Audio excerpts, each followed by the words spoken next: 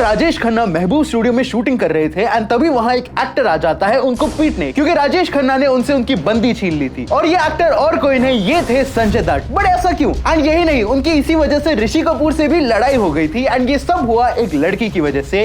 माधुरी दीक्षित, रिया पिल्लाई, ऋचा शर्मा, संजय दत्त के इतने सारे एलिजेड गर्लफ्रेंड्स थे, 308 गर्लफ्रेंड्स थी। बट आखिर क्या है उन सब अफेयर्स के पीछे का डार्क सीक्रेट?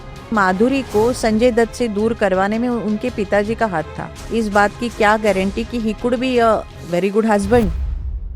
तो संजय दत्त के अफेयर्स के बारे में सब जानते हैं, बट उन अफेयर्स में काफी डार्क चीजें हैं जो मैं आपको बताऊंगा। तो अगर आपने संजू देखी है तो आपको पता होगा कि संजय दत्त की पहली मूवी थी रॉकी, जिसमें बहुत सुंदर गाने थे।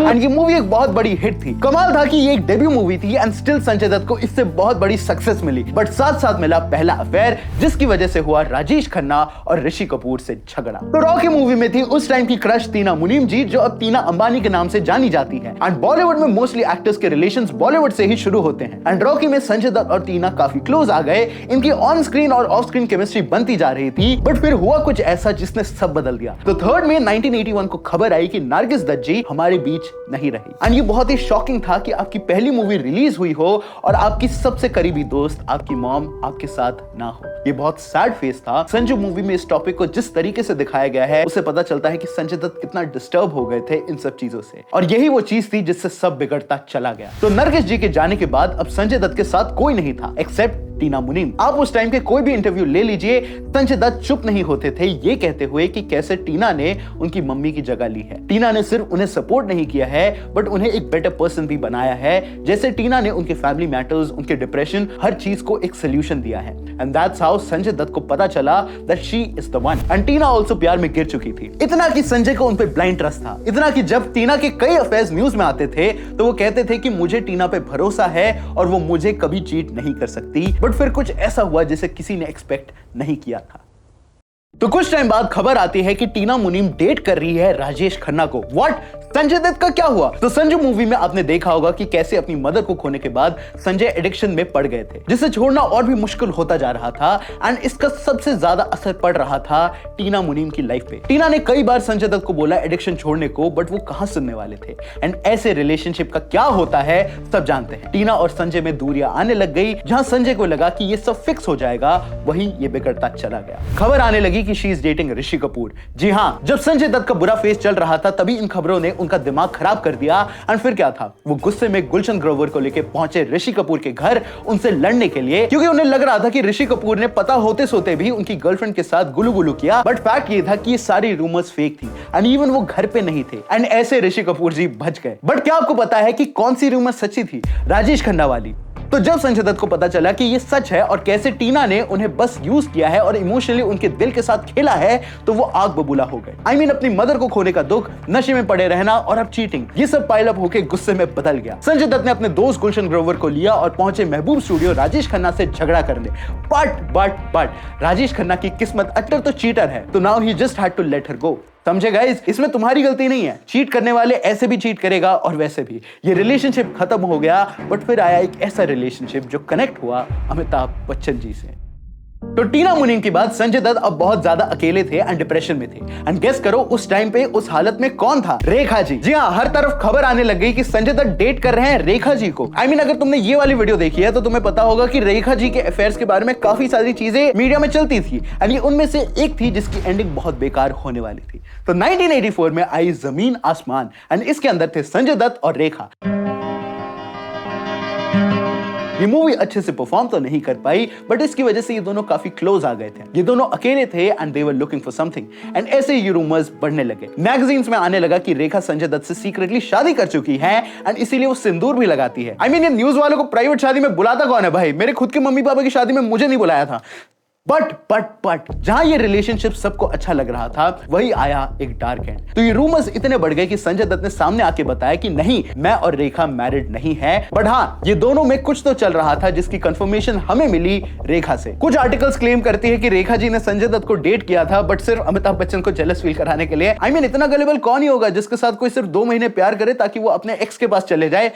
राइट? एंड इन सबसे रेखा पे तो कोई असर नहीं पड़ा, बट संजय दत्त और ज्यादा अकेले और डिप्रेस्ड हो गए। सैड यार, मतलब एक अच्छा पार्टनर ढूंढना इतना मुश्किल है क्या? I mean, तुम सब भी सिंगल हो, राइट? यार मुझे ना कभी कभी तुम लोगों के लिए टेंशन होती है यार, कब तक मेरी वीडियोस देखते रहोगे? कभी तो जाओ डेट वगैरह करो, वैलेंटाइंस डे आ रहा है, एंड अगर डेट करना ही है तो मीम स्वाइप करो और ढूंढो एक ऐसे बंदे को जो आपका सेंस ऑफ ह्यूमर मैच करता है। मैं बताना चाहता हूं आपको शमूज ऐप के बारे में, जहां पे आप मीम स्वाइप कर सकते हो, एंड अगर आपका ह्यूमर टेस्ट सामने वाले के ह्यूमर टेस्ट से मैच कर गया तो सीधा डेट पे जा सकते हो। यहाँ पे आपको एक दूसरे की शक्ल देख के लेफ्ट और राइट स्वाइप नहीं करना है। यहाँ पे आपको कौन सा मीम अच्छा लग रहा है या नहीं लग रहा है उसको राइट या लेफ्ट स्वाइप करना है, and based on that you will get a date. I hope so you get a date. Please यार डेट पे चला जाइए यार। ये ऐप आपको इंस्टेंटली मैच कर देगा एक ऐसे आदमी के साथ या औरत के साथ जिसका मीम टेस्ट या ह्यूमर आपके जैसा ही है। ये बाकी डेटिंग ऐप से काफी अच्छा है क्योंकि यहाँ पे कनेक्शन ज्यादा रियल फील होते हैं, क्योंकि यहाँ पे सब कुछ लुक्स के बारे में नहीं होता। I mean, पूरी दुनिया मेरी तरह हैंडसम नहीं हो सकती यार। Come on guys, understand that now. पूरी दुनिया मीम स्वाइप कर रही है और शमूज पे आप मीम स्वाइप करके ही किसी के साथ डेट पे जा सकते हो। और अगर आप एक ही जैसे मीम्स पे हंसते हो तो चांसेस है कि रियल लाइफ में भी हंसोगे, क्योंकि सेम ह्यूमर का मतलब है सेम वेवलेंथ। तो देर किस बात की है, आज ही डाउनलोड करो शमूज, नीचे आपको लिंक मिल जाएगा, और मेरी तरफ से भी एक शमूज जरूर दे देना। मैं भी मिल जाऊंगा आपको इस वैलेंटाइंस डे शमूज पे, तो मिल जाओ तो मैच कर लेना।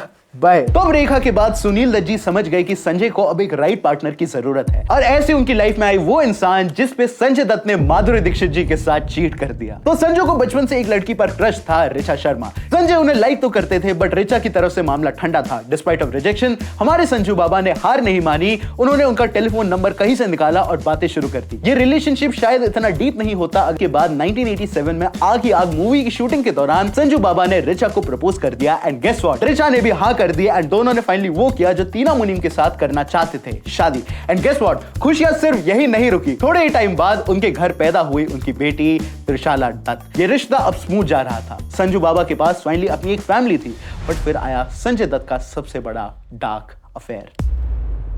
तो 90s की सबसे फेवरेट एक्ट्रेस धक धक गर्ल माधुरी दीक्षित को तो आप जानते ही होंगे, एंड उस टाइम पर थी जिनमें से एक थी साजन। एंड भाई साजन क्या मूवी है भाई, थे तो वो दोनों आपस में एक दूसरे को पसंद करने लग गए। बट संजय दत्त तब मैरिड थे। आई मीन दिस इज अब्सर्ड। कहते हैं इस अफेयर की वजह से ऋचा और संजय में दूरी आ गई थी। आई मीन जिसमें चीट हुआ हो वो बंदा चीट कैसे कर सकता है, even after knowing the pain. Madhuri और संजय पे मीडिया की हर वक्त नजर रहती थी। इवन एक बार माधुरी ने एक इंटरव्यू देते हुए कहा कि मेरे लिए परफेक्ट पार्टनर है संजय दत्त, वो मुझे हंसाते हैं, इवन मेरे मूड का भी ध्यान रखते हैं। आई मीन लड़का लड़की दोस्त भी हो सकते हैं, बट सोसाइटी सक्स, तो ये रूमर्स और गहरी होती चली गई। बट क्या ये सब झूठ है? तो यासिर उस्मान ने एक बुक लॉन्च करी थी जिसका नाम था the crazy untold story of Bollywood bad boy Sanjay Dutt, and उसमें उन्होंने कहा कि एक मूवी के शूटिंग के दौरान संजय दत्त माधुरी के पीछे आई लव यू बोलते हुए जाते थे। एंड आई गेस ये बहुत ही ज्यादा क्रीपी है कि तुम मैरिड हो एंड स्टिल किसी और लड़की को एंटरटेन कर रहे हो। ये अफेयर काफी डार्क था, बट अभी आने वाली चीज और ज्यादा क्रेजी थी। तो कुछ टाइम बाद खबर आई कि ऋचा शर्मा को ब्रेन ट्यूमर है एंड उनके पास ज्यादा वक्त नहीं है। उन्हें स्पेशल ट्रीटमेंट के लिए यूएस भेज दिया गया है, बट संजय दत्त यहीं इंडिया में थे। एंड गेस व्हाट, ये जो आई लव यू वाला इंसिडेंट मैंने बताया है, कहते हैं ये उसी टाइम हुआ था। कई रिपोर्ट्स और आर्टिकल्स क्लेम करते हैं कि संजय दत्त का उस वक्त एक अफेयर चल रहा था जब उनकी वाइफ कैंसर से लड़ रही थी। And even the worst part is, Richa Sharma की बहन ने कहा कि माधुरी घर तोड़ने वाली औरत है। जी हाँ, उनके क्लेम्स थे कि कैसे माधुरी ने संजय दत्त और ऋचा के रिलेशनशिप को तोड़ दिया है अपने अफेयर से। बट इस अफेयर को एंड किया उस इंसिडेंट ने जिसने पूरे इंडिया की रूह को झंझोड़ दिया था। तो 1993 में हुए थे बॉम्बे ब्लास्ट, एंड इसमें कई लोगों का नाम आया था इंक्लूडिंग संजय दत्त। उन पे कई लीगल एक्शंस लिए गए, उन पे इन्वेस्टिगेशंस चालू हुई, बट ऐसे टाइम पे सिर्फ रियल लोग रहते हैं, और ऐसा ही हुआ। माधुरी दीक्षित ने संजय के कॉल्स उठाने बंद कर दिए एंड इवन उनसे दूरी बना ली। आर्टिकल्स क्लेम करते हैं कि बॉम्बे ब्लास्ट इंसिडेंट की वजह से इनका अफेयर खत्म हो गया, क्योंकि माधुरी ऐसे टाइम पर संजय दत्त के साथ नहीं रहना चाहती थी। जाने माने फोटोग्राफर ने बताया कि माधुरी को संजय दत्त से दूर करवाने में उनके पिताजी का हाथ था। आज ये एक्टर इन चीजों के लिए फंस रहा है, इस बात की क्या गारंटी कि he could be a very good husband. तो बेहतर है कि तुम इन चीजों से दूर ही रहो, and that was right decision. नफरत है मुझे तुमसे। जहां इन सब से संजय डील कर रहे थे, वहीं एक और खबर आई जिसने सब कुछ बर्बाद कर दिया था। तो संजय दत्त की फर्स्ट वाइफ, जिनके बारे में संजू मूवी में घंटा कुछ नहीं है, and you want me to believe कि ये रियल बायोग्राफी है, ऋचा शर्मा की हालत बहुत खराब हो गई एंड इवेंचुअली कैंसर की वजह से वो गुजर गई। ये बहुत सैड था कि उनके आखिरी पलों में आसपास सिर्फ उनके हस्बैंड के अफेयर्स की रूमर्स थी, और उससे बुरा बॉम्बे ब्लास्ट की ये न्यूज। संजय दत्त के इस पूरे केस के बारे में हम अलग से बात करेंगे, तो आप नीचे कमेंट्स में जरूर बताना। संजय अब लॉ से लड़ रहे थे एंड ऐसे टाइम पर एक इंसान की जरूरत होती है किसी को भी अपनी लाइफ में, एंड वहीं पे एंट्री होती है रिया पिल्लाई की, जिनके साथ ऐसा कुछ हुआ जो बहुत शॉकिंग था। तो रिया पिल्लाई को संजय दत्त बचपन से ही जानते थे एंड ऐसे टाइम पर जब उनके साथ कोई नहीं था तब रिया ने उन्हें पूरा सपोर्ट किया। I mean this is very rare but yes it happened, and Sanjay Dutt को पता था कि उनके नेक्स्ट सोलमेट कौन है, एंड दैट्स हाउ उन्होंने 1998 में वैलेंटाइंस डे पर रिया को प्रपोज कर दिया एंड रिया ने भी हाँ कर दी। एंड अगेन अब रिया बन गई संजय दत्त की सेकंड वाइफ। ये रिलेशनशिप स्टार्टिंग में बहुत मस्त चला, जैसे तुम्हारा चलता था, याद है, फटाफट रिप्लाई, हर डेट पे गिफ्ट्स, बट कुछ टाइम बाद खबर आई कि इन दोनों ने डाइवोर्स ले लिया है। और ये कोई सिंपल डाइवोर्स नहीं था। तो एक्चुअली में संजय दत्त शूटिंग में बहुत बिजी रहते थे एंड हेंस वो घर पे ध्यान नहीं दे पाते थे, और इसीलिए इन दोनों ने डिसाइड किया कि हमें अलग होना चाहिए। बट गेस करो, ये अलग नहीं हुए बल्कि इन दोनों के अफेयर्स चलने लगे। जी हाँ, तो कई मीडिया आर्टिकल्स बताते हैं कि कैसे जब संजय दत्त रिया से मैरिड नहीं थे उससे पहले वो एक लड़की को जानते थे, विच वाज नादिया दुरानी। नादिया दुरानी संजय दत्त के लिए पागल थी। वो उनके पीछे हर जगह पहुंच जाती थी, चाहे वो सेट्स हो या फिर कोई इवेंट, एंड ये सब ठीक था जब शादी नहीं हुई थी, बट कहते हैं रिया से शादी के बाद भी ये सब चल रहा था। कई आर्टिकल्स क्लेम करती है कि संजय दत्त जब अपनी मूवी कांटे यूएस में शूट कर रहे थे तब नादिया वहां उनसे मिलने चली गई थी और इसी वजह से रिया का खून खौल गया। आई मीन कौन ही बंदी होगी जो अपने बॉयफ्रेंड को अलाउ करे दूसरी बंदी के साथ अफेयर करने को। आपसे बात कर रहा हूं, उसे छोड़ दे बहन। इनफैक्ट आपको पता है, रिसर्च करते वक्त हमारी टीम को कुछ ऐसे लाइंस मिले जिसमें ये लिखा हुआ था कि संजय दत्त नादिया और अपने लिए होटल्स में एक्स्ट्रा प्राइवेसी रखते थे। आई मीन दिस इज क्रेजी। और इन सब से तंग आकर रिया ने डिसाइड किया संजय को छोड़ने का,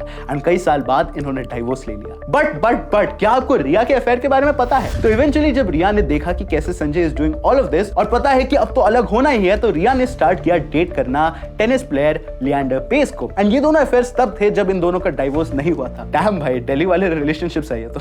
संजय दत्त पे कई एलिगेशंस लगे एंड उनका रिलेशनशिप नहीं टिका, बट फिर आया वो पार्ट जिसने सब बदल दिया। तो इस दुनिया की सबसे बड़ी अल्फ्रेड हिचकॉक की फेवरेट वो मूवीज जिसे देखकर क्रिस्टोफर नोलन ने इंटरस्टेलर बनाई, देशद्रोही।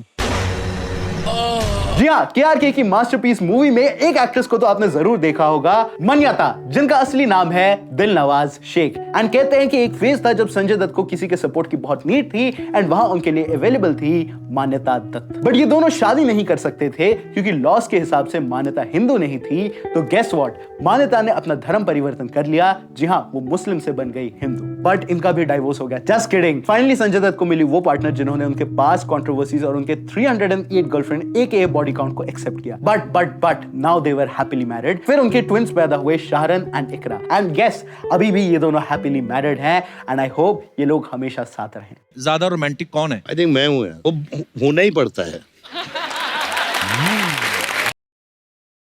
तो ये था हमारा video about the Sanjay Dutt dark affairs. अगर आपको एक प्रॉपर संजय दत्त के डार्क कंट्रोवर्सीज पे वीडियो चाहिए तो नीचे कमेंट्स में जरूर बताना, एंड आउटरो वाला सॉन्ग जिसको भी चाहिए कमेंट कर देना, एंड 100 रुपए भेज दियो। एंड अगर आपने वीडियो यहां तक देखी है तो आप तो अभी भी सिंगल हो, राइट? क्या कर रहे हो वैलेंटाइंस डे पे? स्मूच डाउनलोड करो please. And special thank you to the entire team of Cinemastic, Annie Siraj, and me Irfan, क्योंकि मेरा नाम सिनेमैस्टिक नहीं है। एंड मैं मिलूंगा आपसे अगले सिनेमा टॉपिक रिलेटेड वीडियो में, क्योंकि जहां सिनेमा है वहां सिनेमैस्टिक है। Bye bye. हो नहीं सकता कि तेरी याद ना आए।